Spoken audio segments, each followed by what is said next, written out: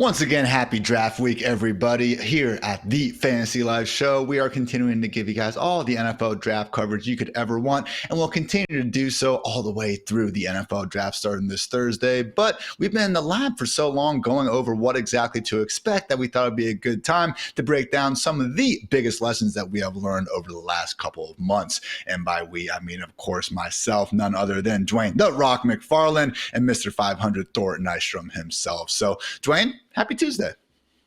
Happy Tuesday, Mr. 500. Like, that's a really cool name. Like, I don't know how I could top that. Like, anyone that gets to be called Mr. 500. And really, it's like Mr. 750. Thor has the other guys that are even behind that because he's got to be ready for the undrafted free agents, which could go anywhere. Like, does anyone grind harder than Mr. 500 when it comes to the film? I'm not sure, especially on comps, which he refuses to repeat them. I don't even know how you do that, Thor. Yeah, I mean, I'll take Mr. 500 for sure. I feel like I've been in the lab so long, I'm starting to see things. I'm Walter White in the lab, you know, like we're starting to see scenarios and different iterations, and it's like Doctor Strange. One pick changes everything after that. But excited to talk about the draft with you today. I just imagine Thor sitting at a bar and just like comping every single person he sees to, you know, various players as well. Just cannot turn it off at any point in his life. You guys catch Jericho Cottrey just giving me that, you know, whiskey sour over there. So great stuff. And again, gentlemen, we appreciate both of your guys' again hard work and accordingly going through some of the biggest draft lessons. So let's go ahead and get after just that, starting off with Dwain. You want to point out that yes, this RB class is good thanks to depth, but maybe not elite. A lot of people have been calling this again, you know, 20, upwards of 30 draftable running backs, which is great. Every team needs them. However, if you want to look at the top of the top, the elite prospects, not exactly blowing you away, Dwain.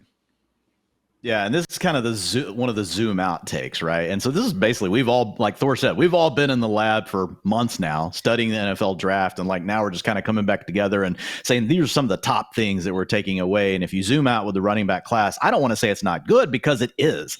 Like if we look at it going back to the year 2017, Ian, which is as far back as the supermodel goes for running backs, like we've got 7 guys that are graded 70 or higher, but we've only got one in that 80 plus bucket, right? And so when you look at it, we've got Genty, we've got Hampton, Henderson, Quinshon Judkins, Kaleb Johnson. There's other good guys below this as well. But when we look at the top 5, these are the guys that are that 70 plus rating. And so going back, yes, that number is good, but it's not as good at the top versus what we've seen in some of the classes previously. And so like when I think about like an elite class, Ian, 2017 is the bar. Like that is the gold standard for what we would call an elite running back class. So what I'm going to do for you guys just real quickly is I'm going to walk you through where this year's running backs would have ranked in the 2017 supermodel. Remember, guys, we didn't know what they were going to do in the future. This is just their prospect score in the supermodel.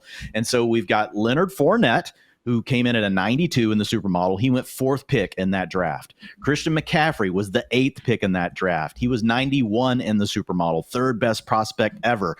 Ashton Genty would be 3rd.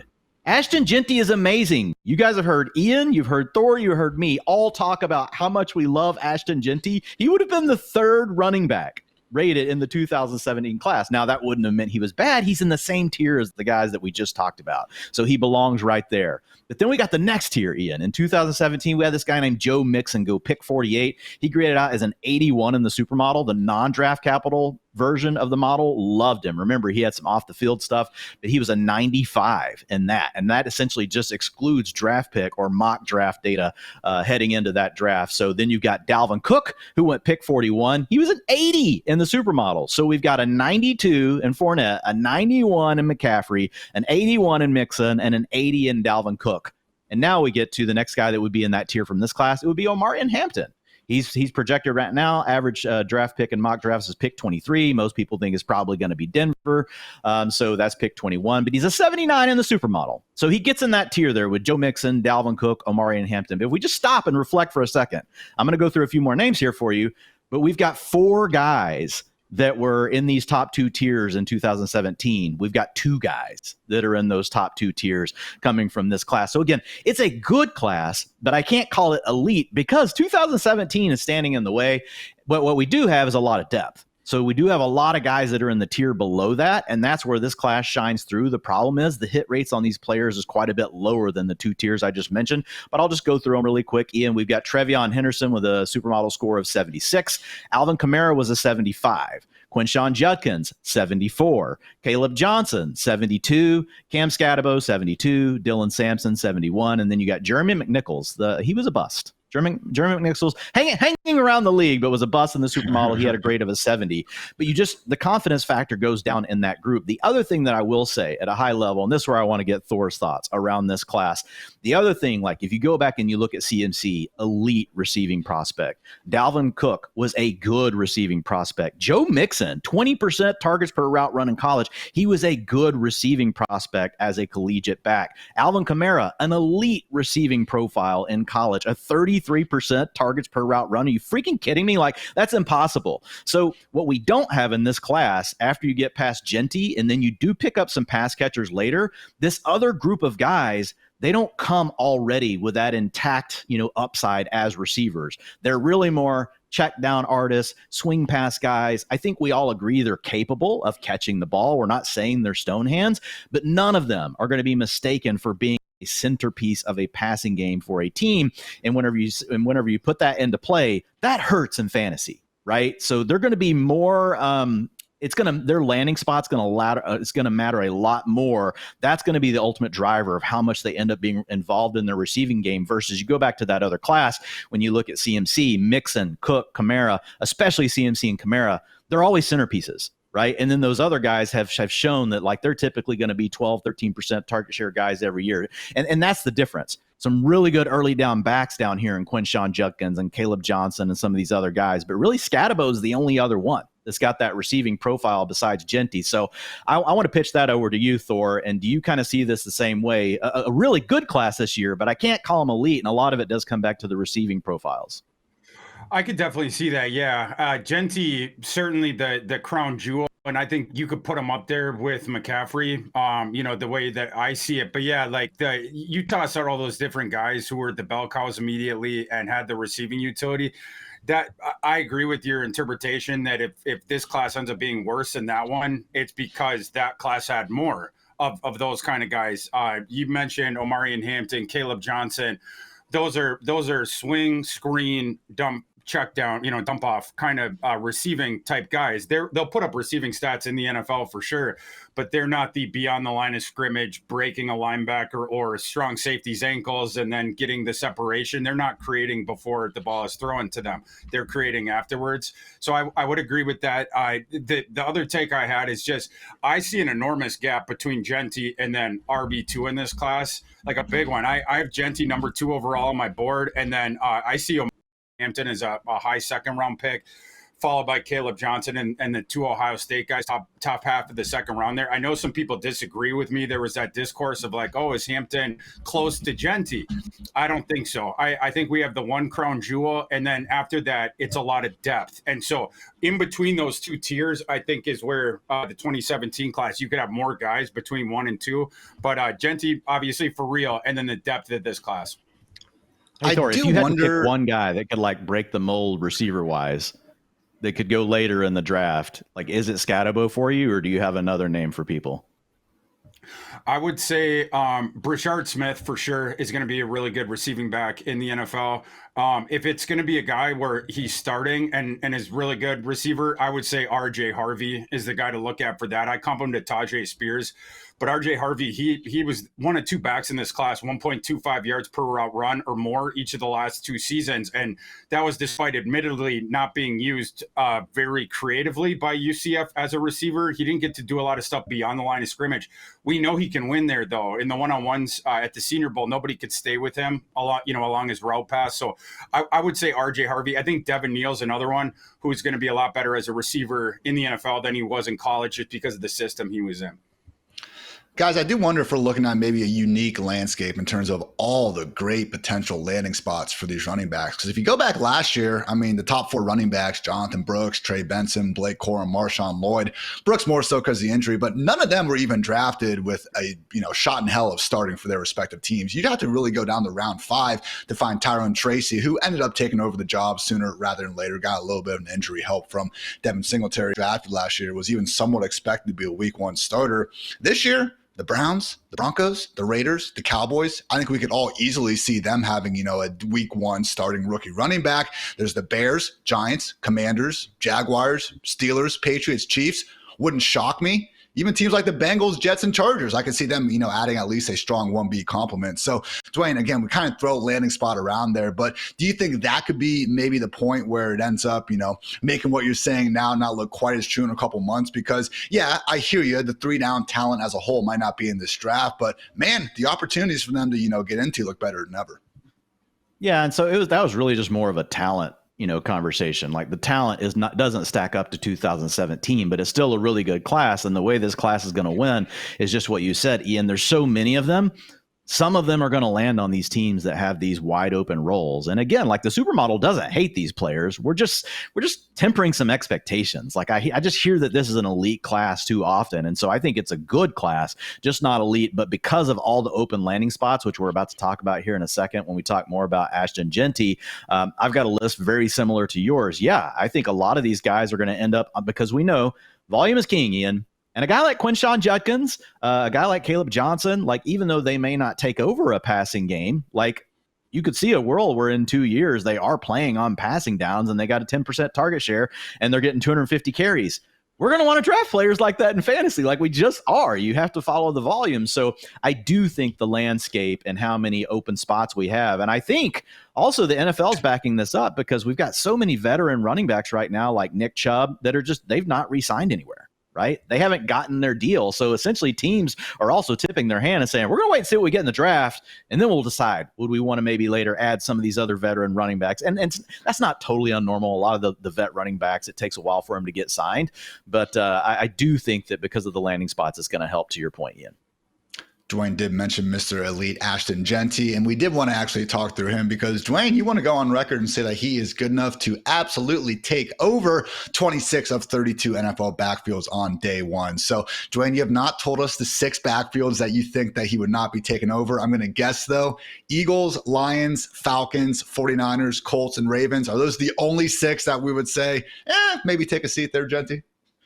Yeah, I got Atlanta. We got Bijan. You got Tyler Algier. He's not taking that over. I would project him probably get 35% of the carries, although he did grade out 1 spot higher in the supermodel. But obviously, you've got a young talent in Bijan in his 3rd year. Like, he's still going to get probably more of the work, but it would hurt Bijan. We wouldn't really want that in fantasy. That would be terrible in fantasy. It would hurt Bijan, and it would hurt, obviously, Ashton Genty. We're not projecting that. But the Lions, yes, the other one, you got David Montgomery plus really Jahmyr Gibbs. And then you got Baltimore. Yeah, Henry's getting older, and they might want to relieve him a little bit, but I would have a feeling I would lean towards them riding Henry. And then, yeah, we got Saquon Barkley with the Eagles. Now, the other 2, I've got the Colts and the 49ers as being like maybe he could carve out like 40%. JT hasn't been elite like what we used to see from him really the last few seasons. Yeah, obviously he's handled a big workload. He's still been good, but he hasn't been like the elite runner we saw early in his career. And then you look at the 49ers, like they could just want to take some of that workload off of CMC, right? If they didn't move him. So I can still see Genty getting to 40-50% of the carries there. But I wouldn't see it as being like a complete takeover where when we say, takeover, you're talking 60-65% snap share, like right out of the gate. Thor, the NFL draft genie lets you have these 3 wishes, and one of them is going to involve Ashton Genty. You can put him on one NFL roster. I don't care about how convenient of the pick it is. If they're between 4 and 12, they're trading up. They're taking Ashton Genty. Where do you want him to go? I would the Raiders probably I think is the cleanest. But yeah, if I do think the 49ers are in play, whether it's for him or Tyler Warren. Been hearing that they're sniffing a big swing up the board there into the top 5, potentially trying to get ahead of the slot of the Raiders. But I think the cleanest one is probably just the Raiders in their slot if he ends up getting there. Dwain, the Bears would be another good one. Yeah, I Guys, love the Bears. I love the Raiders. The answer is the Broncos. It is. Well, I would love the Broncos. Yeah, I mean, but he's they're just gonna not have to going to make get it that far. they're gonna have to get 15 up. slots up. Yeah, I don't think they can get there. I know. My question though is Denver really better than the Bears? Like, I feel like those are pretty close. Like, yes, he's taking over either one of those backfields. I think that's kind of the point with Genty is we don't have to worry about it too much. Like I could see some other scenarios, Ian, where he might have to wait a little bit. Like maybe he only gets like part of the workload early, but by mid-season takes over. Like you could say Arizona, right? They could just be like, James Conner's our veteran. We're gonna let him be the starter, and then like week 5, Genty takes over. But like I feel like the Bears, Broncos, really clean. Obviously, the Cowboys are really clean. Thor said the Raiders, that's really clean. Like, there's literally nothing standing in the way of Bastion Genty on any of those depth charts to even slow him. There's not even a speed bump. There's nothing could even make him like, a 50% guy in week 1.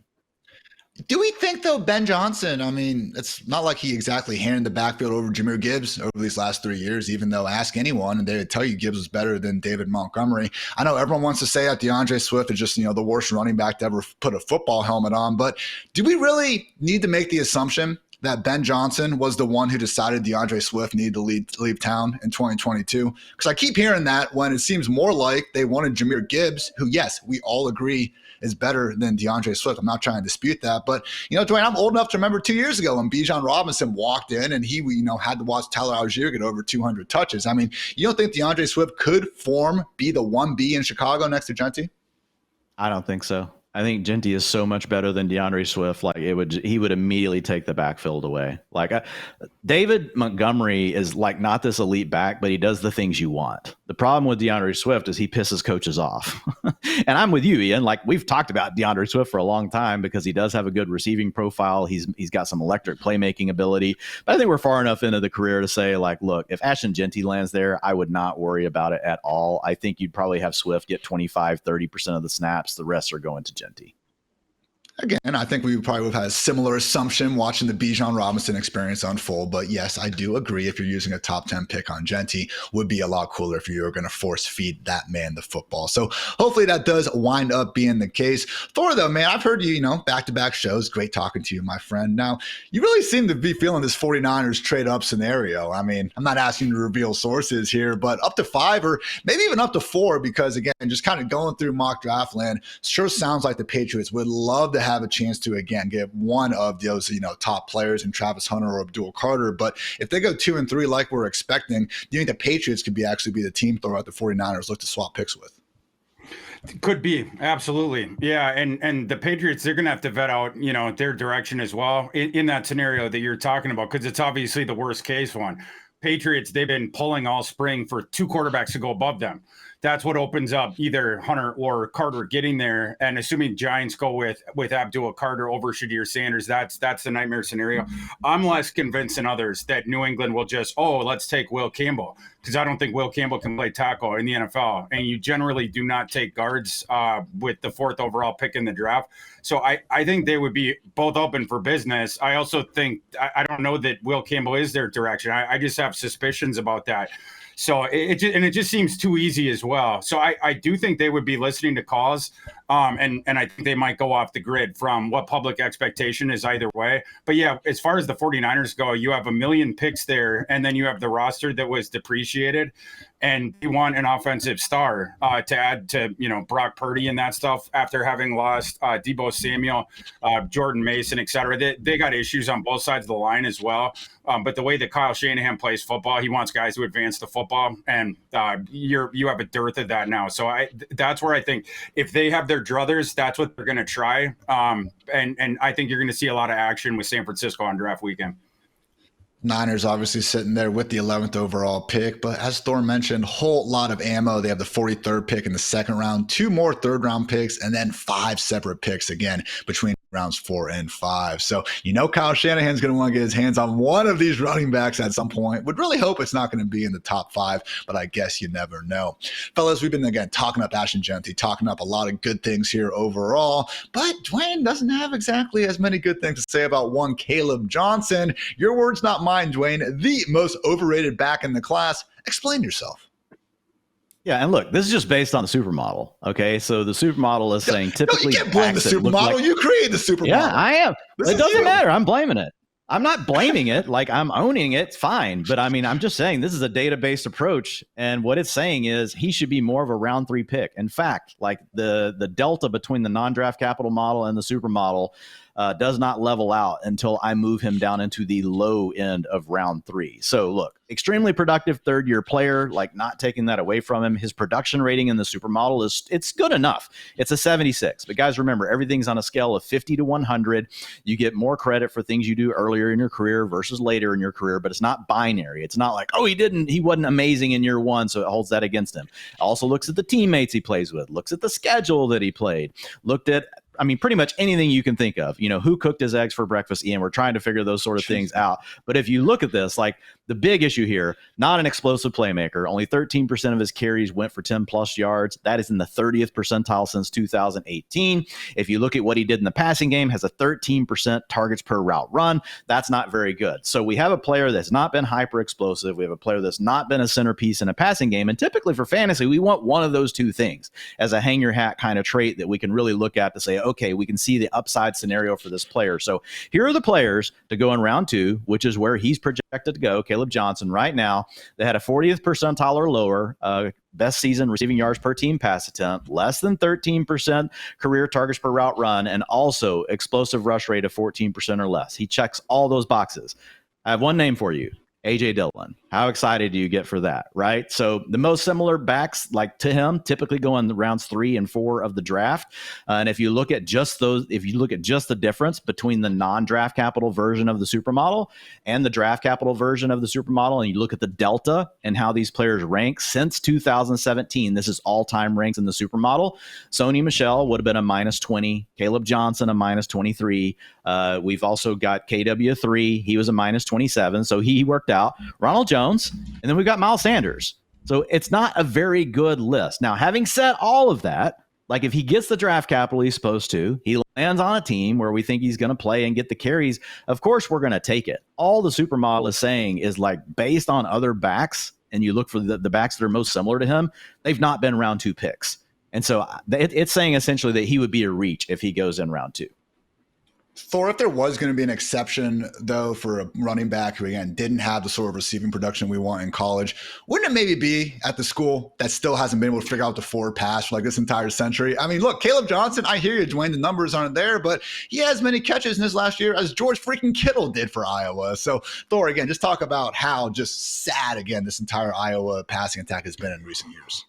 Yeah, it hurts me as a graduate from the grad school at the University of Iowa to speak about the Hawkeyes offense. But yeah, that's you were in this wasteland of an offensive environment. And last year, Kaleb Johnson accounted for almost half the offensive yards in total that the Hawkeye offense put up.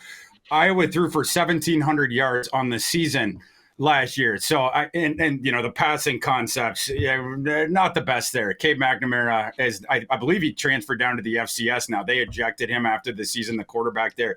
But Kaleb Johnson, you get the late breakout the last season running in Tim Lester's wide zone system, or full zone really. They did the inside, the mid zone, and then the outside stretch zone. Tim Lester had come from the Green Bay Packers, the same running concepts that they run, that the 49ers run, that the Rams run, several teams like that. Kaleb Johnson, if he finds an outside zone system, he's going to be a star in the NFL. That's just what it's going to be. That's where you can mitigate the lack of explosion with Kaleb Johnson, and it's his feel and his patience and his manipulating linebackers forward to pick their gaps before he has to go through his hole on those outside zone concepts. The same reason that Arian Foster overcame his lack of speed. Same reason that Le'Veon Bell. You could sort of go down the line there. But Kaleb Johnson, 4.57 40, 7th percentile, 10-yard split on that. High-end speed, though, on that run, 22 miles an hour is the same that they had him on the Iowa GPS. When he gets that open hole to run through, which he manufactured himself because of how good he is on that outside zone, that's where he gets his runway to access his top speed. And then you have a 225-pounder who's running 22 miles an hour. It is really difficult to get him down once he gets into the second level and, of course, the third level. So I just think, assuming he finds one of those 6, 7, 8 teams that runs that scheme, that running scheme, or maybe it's even upwards of 10, he's going to be a star. That he will only bust if he is picked by a gap scheme that's where you're going to see his weaknesses be the thing that there's the spotlight on, as opposed to his strengths. So, but yeah, I love Kaleb Johnson's game. Dwain, Cowboys pick Kaleb Johnson at pick 44 versus pick 76. What's your kind of difference in feelings, relative to round 2 or round 3? Well, yeah, look, I mean, if he goes to the Cowboys at the top of round 2, we know that the backfield's going to be given to him, right? And in fantasy, that's all we really care about. The challenge is going to be, like, he's just got less paths to success because he is more of a niche player. Like, he doesn't stand out in the pass game, and then now we're talking about he needs to be in a zone scheme versus be in a gap scheme. But yeah, I mean, if he lands with the Cowboys, I'm going to feel fine about it. And like in the supermodel, when I wrote him up, like, the thing is, we're giving him credit for his draft capital. Like, it's the number one component of the model. Also, teams are rewarded for their picks being good. General managers typically want to look good. Coaches want to look good whenever they're getting to have input on how these things are going to work out. So, I mean, ultimately, when you look at Kaleb Johnson, if he goes in a range like that, Ian, like, he's going to grade out in an area where we're going to expect him to be a running back 2, at least in fantasy, for a couple of years. And I mean, so we're going to like him. I'm just saying he's not as good as some of the other guys that are going in that range. Like, I think Omarion Hampton's clearly in a tier above him. I think Quinshon Judkins is closer to his tier, but still slightly better than what we're seeing from Hampton, but has some of the same issues with what Thor was talking about, as some of these guys being checked down more, swing pass kind of guys. So if the draft capital, even that he has, holds up, right, which is pick 57, and this is where I got to be clear. Like, what the model is actually saying about him is not terrible. Like, we're talking about a guy that will be a top 36 running back 89% of the time based on his comps, right? 56% of the times will be a top 24 back. So borderline running back 2, 33% of them went on to be top 12 guys in their first 3 years. So you're talking about a borderline running back 2 prospect with a chance to be a running back 1. But again, this is just stacking him against everyone else and their odds, and some of them are just slightly better than his. Dwain, have you considered like translating the supermodel in different parts of your life? Mrs. McFarland asks you cook dinner on Saturday, and you're like, "Look, I would love to, but just based on what the model is telling me, it's not optimal, babe." If Miss McFarland ever asks me if she's a supermodel, I just say yes. Like, that's the only answer. Like, to anything to do with a supermodel and Miss McFarland, Mr. Hartitz. Good answer, my friend. All right, guys, let's talk some quarterbacks now, because this was actually my contribution to some of the lessons learned, and is that the world, particularly draft analysts, still remains far too confident in our ability to judge these young quarterbacks before they have taken a single NFL snap. And I'm not saying you shouldn't take stands on them. Put your QB1, your QB2, your QB3 where you think they are going to be, and yes, things can change as we move forward. But look, guys, 2024, everyone thought Caleb Williams was QB1. Usually Drake May QB2, Jaden Daniels QB3. Who ends up being the best, at least in 2024? Obviously Jaden Daniels. 2023, it was Bryce Young consensus QB1. Who ends up being better than him? Oh, the QB2 and CJ Stroud. 2022, the best quarterback in that draft class was Brock Purdy, who went literally on the very last pick. So, Thor, I want to start with you here, because you actually do have Shedeur Sanders as your number 1 quarterback, which shouldn't be that crazy, because, again, we've seen it time and time again, more and more examples about the number 1 quarterback consensusly, this time Cam Ward, maybe not turning out to be that guy. But I'm sure, man, as you publish that, you're getting a lot of pushback. So thoughts on, again, just how hard it is to really grade these quarterbacks before they've taken a single professional snap? Yeah, I mean, it is and it isn't, right? I mean, if people who haven't watched the quarterbacks, they want to talk to me, like, I don't care. It's my take, right? Like, I watched 4 years of snaps from Shedeur Sanders, 5 seasons with Cam Ward, that over the entire body of work, Shedeur Sanders was clearly better. That's not an opinion, that's a fact. And last year when Cam Ward pulled ahead of him, Cam Ward would have been a 5th or 6th round pick in last year's class. He wanted to declare then. The NFL advisory board told him you're going to be a 5th or 6th round pick. He went back to school. He got his NIL bag from Miami. He was in a far better situation than Shedeur Sanders last year. That was the year when he played up. He does have a better arm than Shedeur Sanders, for sure.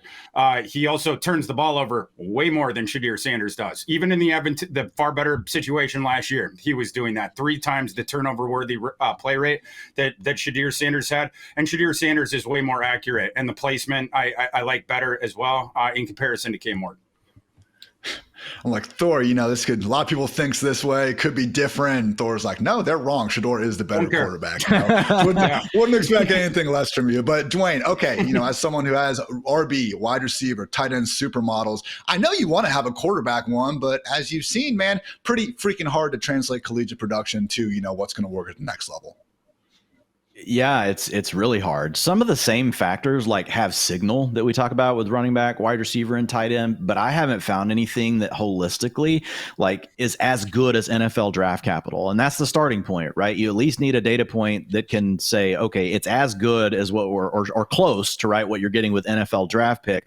And then the second component is like when you put them together, it's got to be additive. And that's where when I get to that step, like historically, I've not been able to make those two things come together. I've not been able to find like the chocolate and peanut butter Reese's sort of thing there, Ian. It's just not worked out. Now, we'll keep working on it. And I think Thor's going to probably have some ideas of some things that I could potentially look at. And we could try them out next year. We'll test it again.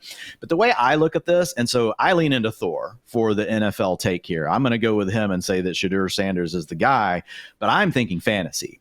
And what I know is this: to be an elite pocket passer in the NFL, which is really what Sanders is a very narrow path to, one, just being able to be good enough to pull that off, two, to be really productive in fantasy. Like Joe Burrow is the example of what we have, where whenever you get it and it works really well.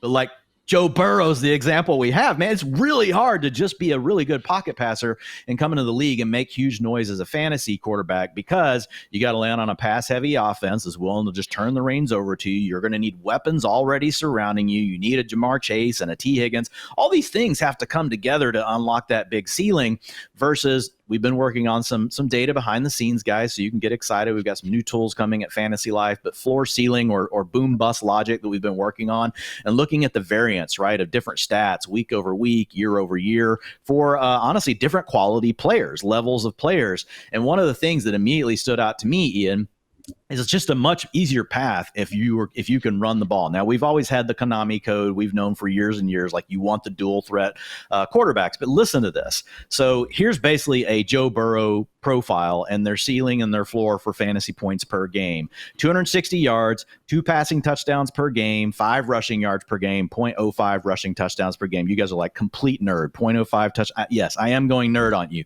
But the fantasy floor on that is 15.6 fantasy points per game. The ceiling is 21.9. That's essentially a Joe Burrow type quarterback. What are the chances Shedeur Sanders turns into Joe Burrow? I'm not arguing with Thor. I'm with Thor on saying he's going to be the guy that's the best pocket passer. I'm purely talking fantasy now. But it's a narrow chance that he's going to be that, right? And the lower version of that would be Jared Goff, some of these other guys that we typically are talking about between QB 10 and 15 in fantasy drafts. Now, listen to just the average dual threat quarterback. I'm not talking Josh Allen. I'm not talking Lamar Jackson. Those are elite dual threat quarterbacks. All you need to do is throw for 220, 225 yards per game, 1.25 touchdowns per game, not 2. But this is the key: the 25 rushing yards per game and 0.15 rushing touchdowns per game instead of the 0.05. The ceiling is 21.2 fantasy points per game once you work all the math on variance. It's the same as Joe Burrow. And all you got to do is be the guy that can run. So that's how we see guys like Justin Fields. We see some of these players. I get it from an NFL perspective. Like, they may not work out, but for fantasy, when they're on the field, because of the high variance that ties to the rushing touchdowns and what we can get from their rushing yards, like, it makes me just want to go after the guys that I know have shown they can run in college. So Cam Ward, like, I think he checks that box a little bit. And this is where I do want to pitch it back to Thor and get his thoughts on like the guys here as far as how well they run. But the two that really stood out to me the most are Jalen Milroe and Jackson Dart. Like, those are the two guys that hit certain thresholds in the rushing stuff that I went back and looked at. So in fantasy dynasty drafts, especially in Superflex, like, those are names that are not going to go in the top 2 picks that I probably think I'm going to be more willing to pull the trigger on and swing for the upside. And I think if they can just do what they can as a rusher, they have a chance to hit. Yeah, I wouldn't, whatever price point that Cam Ward's at in those, wouldn't take him. Shedeur Sanders, I'd be interested in him depending on the price point, which seems like it's going to be depressed. But the quarterback that I want in Superflex dynasty modes, easily Jalen Milroe. Hop the line for Jalen Milroe. It's totally boom or bust, 100%. So you might get nothing out of it. But if he hits, you're getting the Lamar Jackson like cheat code, right? I mean, Andrew Berry, the GM from the Browns last week, said that Milroe is going to enter the NFL as the fastest quarterback, and then he's like, "Don't tell Lamar, ha ha." Right, and Barry obviously knows Lamar pretty well, and knows the game of Jalen Milroe as well. That if that profile booms, that is a fantasy cheat code, especially in a super flex league. So the price point on Milroe is lower than it should be from a fantasy angle. As is, that's the guy that I want. Milroe during his last year actually at Bama averaged more fantasy points per game from rushing than even Jaden Daniels managed during his last year at LSU. So certainly still has a lot more to figure out than just that. But man, I do think, again, in these kind of quarterback evaluations, we don't give nearly enough respect to guys like Milroe who can just really transform your run game, even if the passing development doesn't come along. Obviously in fantasy, that rushing production, as Dwain mentioned, is really what we were looking for, and Milroe has it in spades. So you heard Thor, trade up for Milroe at all costs. But guys, we still have some more interesting stuff to get to here on the Fantasy Life Show right after a quick word from our friends over at Bud Light. Hey, you know you're not actually allowed to drink in a beer commercial? Since when? You gotta wait till it's done. Oh, 5, 4, 3, 2, 1.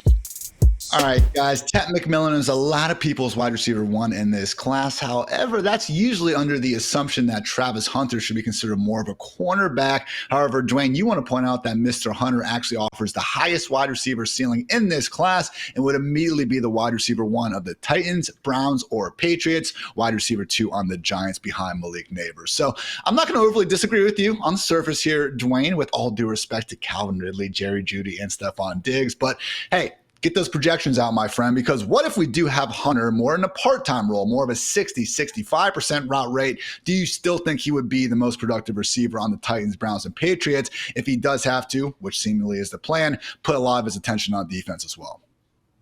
No.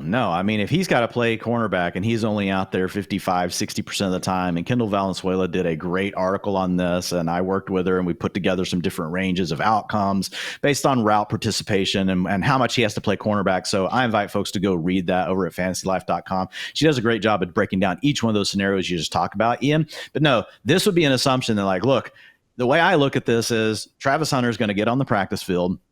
He's going to start practicing, and they're just going to immediately see, like, even if let's say Tennessee thought, well, Ridley's a veteran, he still actually looks better than Hunter. Like, Hunter's clearly going to, at a minimum, look like their best wide receiver 2 on the team. I think he could immediately overtake Ridley for the 1. And I think the same thing happens with the Browns. You could kind of make the same argument. Jerry Jeudy, he'll be in his 6th year. He's a good prospect in his own right. Maybe Hunter doesn't look quite as good as him out of the gate, but like, really? I mean, Cedric Tillman, we like him, but Travis Hunter is going to look better than Cedric Tillman. And so my question really comes down to, once that genie's out of the bottle and the coaches start seeing how good this player is on offense, it's like, how do you keep him off the field at that point? And I just feel like right now, I think that it's come around really in the last 4 to 6 weeks, like in the best ball community. I think people are warming up to the idea that we could just end up being really wrong about trying to under project how often Travis Hunter is going to be on the field. And I think there's a case where it's just suddenly like, hey man, we got to have this guy on the field 85% of the time. Also, if I'm Travis Hunter, where am I going to make the most money in my career? Playing wide receiver. Wide receiver is going to, and cornerback can be really good, but you're going to make more as a wide receiver. You could also argue that you can control your own destiny a little bit more as a wide receiver versus having to play cornerback, and depending on if teams are going to throw at you or not. There's just so many different things going on there. So there's also more stability in year-over-year production with some of these data points that we look at for wide receiver versus cornerback. So I just, if I'm looking at it from all these angles, I just feel like there's a really good chance Travis Hunter is going to play more wide receiver than what a lot of people think. And I do think he's good enough, Ian. I know you would probably push back some here, but I do think he's good enough that I would make the assumption, and I think the better bet would be to assume that Travis Hunter would actually be the wide receiver 1 on all 3 of those teams, Titans, Browns, Patriots. If he did happen to get to the Giants, or if he did happen to go to the Giants, obviously he's the wide receiver 2 there. Like, Malik Neighbors is a generational wide receiver prospect. We talked about him a lot last year, so he's not gonna leapfrog Malik Neighbors, but I think that he could immediately be the wide receiver 1 on those other teams. Look, I'm not trying to be a crazy person here. I'll take the 22-year-old reigning Heisman Trophy winner with top 5 draft capital over, Ridley, Judy, and Diggs here. Father Time is undefeated after all, even if Judy is still a bit young. But Thor, I do wonder, man, like you have a guy in Hunter who obviously has proven the ability to play at such a high level on both sides of the ball, but there has to be some sort of impact on his development at wide receiver, right? Or is he just that much of a freak? I mean, he's been spending so much time at corner as well. When you watch Hunter, I mean, do you think there could be a little bit of a learning curve? I'm not doubting his ability with the football in his hands. I've seen him go up there, usually up 50 points, still getting jump balls in the end zone, but he can get up there. Contested catch ability is as good as anyone. But man, like again, when you're talking about Stephon Diggs, Ridley, Judy, these are some of the better route runners in the NFL. Do you think Hunter could have a bit more of a learning curve, at least in 2025 on offense than people are anticipating? He won't be. I mean, he's not a fully formed package right now, right? Like he will be better in the future, but no, I mean, he would take over as the Browns wide receiver 1 right away, and for several of those other teams, that's the physical talent that we're talking about. Absolute killer downfield. You can't stay with him, and then he can get higher than you, and he has a bigger wingspan than people think. Only 1 inch less than Tetero and McMillan. I think he could probably get higher in the sky. So, it's a guy who has access to all that. And then just the breakneck movement, like through route breaks, he doesn't lose any speed. So it's just impossible to stay with him. Andrew Berry already talked about, comped Hunter to Shohei Ohtani, mentioned the two-way thing. Travis Hunter has already said he would retire from the sport if the team that picked him wouldn't allow him to play both ways. That's going a bit far, but what it actually would have been was him telling that team, I won't play for you. Right. And the Cleveland Browns obviously are not only comfortable, that's just the plan. He will be a two-way player right from the start. That's not the question. The question is what percentage of snaps on both sides of the ball. My assumption from the get has been 80 to 85% on defense and 40 to 45 on offense, heavily juiced to the pass, right? And the 15% of the snaps you're off the field for on defense, those are obvious running situations. Or when you're around the goal line, the obvious run thing, that's when you're getting them off the field. When the ball's in the air in the NFL, Travis Hunter needs to be on the field on either side of the ball. It just is what it is. I love that quote. I appreciate Hunter, just loving football more than seemingly anyone, but come on, man. I mean, you need some money for that bait. I know my man's a fisherman out here. All right. You got to make some money somehow. I'm sure he's already made quite a bit at Colorado, but just maybe focusing on one side of the ball couldn't hurt things, especially in fantasy land. So we can dream. We'll see what happens. But yeah, I mean, Dwain, I guess last point here. How are we going to know he's going to have that 90% plus route rate until week 1 of the season? I mean, that could be a situation where we draft this guy as a freaking borderline wide receiver 2 all summer long. Week 1 comes around. Oh, he's at 55% routes. Like now we have a wide receiver 4. Yeah, there's massive risk with it, but I think the early markets, when I say early markets, we're talking about best ball, people were getting too conservative with it, right? He was going in rounds 11 and 12 of drafts because people seemed to think they knew for sure how this percentage was going to play out. So I don't think there'll be a point where I would be wanting to take Travis Hunter in the wide receiver 2 range of fantasy drafts. I mean, it'll kind of depend on how it plays out, but there's quite a few names that I like in that range, Ian, but I would be more willing to take a swing on him as a boom bust wide receiver 3. I think wide receiver 4 boom bust range, like obviously is the perfect spot where you feel like your risk is perfectly balanced between your upside and your downside. But if you really want him, my guess is it's going to settle in somewhere around that wide receiver 3 range, especially if you go to the Browns, where we know they're already on the record as saying, hey, we want to play him as a wide receiver. So it's going to be a tough one to decipher. I think to your point, Ian, there's no way for us to really know for sure. Well, we don't think there's going to be a way. Maybe a team will come out and telegraph that and really let us know what it's going to look like. But even then, we can't always trust what the coaches say. So it's going to come with some risk. But at the same time, man, the NFL season is just so chaotic. Like, I mean, what if the team he's on suffers another injury at wide receiver? There's just so many things that could open up more playing time, or he's just balling out so much that it's like, just let the guy play 80% on both sides of the ball. Or maybe they take away some of his cornerback snaps and they're like, hey, let's, like what Thor said, he's going to be out there mostly on passing plays on offense. They could do something similar on defense. Like, hey, dude has to be on the field in 3rd and long, has to be on the field in 3rd down and 3+, like always going to have him on the. So there's different ways they could think about how they want to manage the packages based on how he's playing on each side of the ball. One other thing I'll say, Ian, is kind of is like the flip side to the question you asked Thor. Like, how developed is this guy, and could his development be limited based on the fact that he played so much corner? Well, the flip side of that is what happens whenever he gets in a situation where he does actually focus more on being a wide receiver versus playing full-time on defense. So I think it's something you kind of got to look at both ways, and we don't know for sure which way it's going to play out, but we definitely want to bet on the talent. I will ask you, Ian, real quick. What would be the highest? And you can just say, hey, wide receiver 1, which would be top 12, wide receiver 2 is 13 to 24, wide receiver 3, and so on. What would be the highest that you would be willing to take him in a draft, just knowing you love the talent? I think he could pretty much like wide receiver 24. I don't think I'm getting him in the top 20. Okay. Yeah. But see, I think that's, again, I think you're starting to, you're actually being a little aggressive with him. You're actually saying, hey, I'm probably going to be a little above the market, because again, you believe in the talent, which I think that's the way you're going to have to think about a player like Travis Hunter. We will certainly see how that plays out. Believe in the talent with Hunter, believe in the talent with Ted McMillan. Maybe not so much so with Mr. Matthew Golden. Dwain, you think the hype has gone too far and that there is major bust risk here. Again, this is relative to his perceived standing as one of the very best wide receivers in the class. You think, Dwain, that guys like Emeka Egbuka and Luther Burndon have actually, more reason, I guess, to be considered better prospects at this point. Yeah, absolutely. What's interesting is when the supermodel, we put the first version of it up, right? And now we've updated the draft capital as mock drafts have changed. It actually called him an underrated player. It's saying this is a player that should be going higher than where he's actually expected to go. Well, now it's just gone too far. Now we're talking about a player that, is expected to go probably in the top 20 picks. I've seen him ranked as high as in the top 15 of some of these major big boards. And I mean, I think there's just some red flags here. And again, film is part of the rookie supermodel. So Lance Zierlein did actually like what he saw from Matthew Golden, and that's part of what's helping him out in the model. But if we look at these guys, Ian, we go back to 2018 in the model and we look at round 1 wide receivers. The average production rating in the supermodel for round 1 wide receivers is an 85.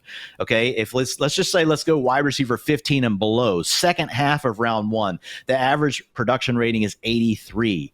So Matthew Golden's is a 78. That makes him stick out like a sore thumb. 78's not bad for a round 2 prospect. Mid-round 2 is about where it puts him, but that is an outlier for round 1. So if you look at the other guys that compare to him, and we're talking about a guy, Ian, that his best career target share was 20%. That's fine. 17% career target share. But when you start comparing it to other guys that went in round 1, those numbers are 26%, 30%. And if we look at his comparisons, the closest ones here, Jahan Dotson had an 80 production rating, so 2 points above that, and a 78 in film, whereas with Matthew Golden's 83, that was a bust. Okay? You look at Matthew Golden, he's the next guy on the list. Kadarius Toney, 73 production rating, 81 in film, bust. Jalen Reagor, 75 production rating, 81 in film, bust. So it's not been a good recipe for round 1 guys. It's saying he's more of a round 2 bet, but I am really interested in what Thor has to say here because like it's just kind of wild to me. Like I do think that Golden was underrated at the beginning of the process, but like does Thor think that it's gone too far at this point with how high he's pushed in mock drafts? I would have him wide receiver 2 in his own tier. I think McMillan's wide receiver 1 in his own tier. And then I think there's a drop to Burden and Egbuka just because Golden, he'd proven that he can win on the boundary and he can win on the boundary at all 3 levels of the field. The other 2 guys, Burden and Egbuka, are both slot receivers. Burden's a manufactured touch one, might be one of the better ones we've seen recently. I comp him to Percy Harvin, but I think there's more value to a long-term starting boundary receiver in the NFL that can win at all 3 levels than the manufactured touch slot, even if it's a very, very good one. So that's where I came down there. Thor, I do wonder, because you mentioned again, last year, if Cam Ward hadn't even gone to Miami, like he did receive that 5th or 6th round grade and stuff. Mm-hmm. And I just look at Matthew Golden and like how much of his hype really has started to come, not just from the combine, but from the SEC championship through the playoffs. I mean, over 100 receiving yards per game is no joke against some very stiff competition. But just from your perspective, having watched the guy throughout his career, I mean, did it seem like a situation where just everything came together for him during those 4 games? Or was it maybe a bit of a like, well, Isaiah Baum was dealing with this and that. Also, they just, had to go somewhere with the football. So, would we be talking about Golden anywhere close to this if, say, Texas just ultimately didn't have a great season and didn't even have a chance for Golden to really break out at the end of the year? No, I think if Steve Sarkisian had understood the best transfer wide receiver that he had signed last offseason, I think it would be more of a debate between Matthew Golden and Tedero and McMillan. His hand was forced on that. They really thought it was going to be Isaiah Bond, who's having one of the more nightmarish pre-draft processes that you will see. But Isaiah Bond had a nightmarish fall as well. And then later on in the season, down the stretch, during money time when they were making their push to the SC title game, then also, of course, the CFP, that's where Golden assumed the wide receiver 1 spot. It wasn't a great situation for him. He was just pigeonholed behind Isaiah Bond because they had sold Isaiah Bond the idea of you're going to play the Xavier Worthy role for us. And then when Golden gets there, so it's a secondary, sort of option in the receiving corps. And then Quinn Ewers was struggling mostly throughout the season. There were a couple games that were exceptions, but Quinn Ewers badly struggled last year, especially throwing down the field. That's why if you look at their running back stats, the top 2 running backs at Texas had 1 billion catches last year. It's not because they're both the second coming of Priest Holmes. It's because Quinn Ewers struggles to throw more than 10 yards down the field, especially when there's heat around him. And then the other one is Gunnar Helm, just shuttling the ball off to him. But then late again, during money time, Matthew Golden takes over. I think there's contextual things to explain why during that 3-year career, it wasn't the crazy breakout till the very, very end. True freshman season at Houston, he signs with a team that had Tank Dell. Tank Dell's last season, Tank Dell had 1 million targets that season. They had another NFL receiver that was starting in that 3-man receiving core as well, and Samuel Brown. And then the second season, Tank Dell was gone, so it was Brown now and Golden at Houston, and Golden got injured late September, early October that year, and it wrecked the rest of his season. Then, of course, you transfer to Texas, and again, you're pigeonholed behind Mr. Isaiah Bond in a passing attack where they're struggling to throw down the field. But when it was money time there at the end, that's when that guy emerged. He had talent. He always had talent. I think people think no because he went to Houston out of high school. That's when Houston was in the G5 out of high school. But Matthew Golden had offers all over the place. He was originally going to go to TCU, but he's a kid who's from Houston. He wanted to stay in the area. And he decided at the very end, when it was starting to look like Houston was going to be moving up to the Big 12, I'll just stay home and then I'll play in the Power 4 anyway. But I think there's contextual things there. I don't think by the way, my view on Matthew Golden, it's not heavily slanted towards his pre-draft process. Like, I liked his talent ability before. I think he got to show it down the stretch for Texas in the biggest spots against future NFL competition there. And because I don't think Matthew Golden ran a 4.29. Like, I don't want to get back into the Zabruder thing, but it seems like there was a clock malfunction there at the beginning. I don't think he's a 4.29 speed guy. I do think he's mid to high 4.3s, which is totally fine because his special sauce, it's toggling speeds along his route path to keep you off him. It's like trying to stay with a jet ski when the guy keeps, ripping back and forth the throttle. You just can't stay with this. You know what I mean? Like, it just gets in the cornerback's head. You can't stay with the foot speed because you can't even predict it, much less where the route break is coming. So I thumbs up for me on Matthew Golden as wide receiver 2. I do just want to say that I want to make sure, like the supermodel is accounting for all the things Thor's talking about, playing with Tank Dell for the guys he had to play with at Texas, and it still is not giving him a great production rating. Like, it's good. It's just not what you normally see from a round 1 wide receiver. So that's the one concern, the model has Dwain, with him. One other piece of context that we have to add in at this point is this receiver class stinks.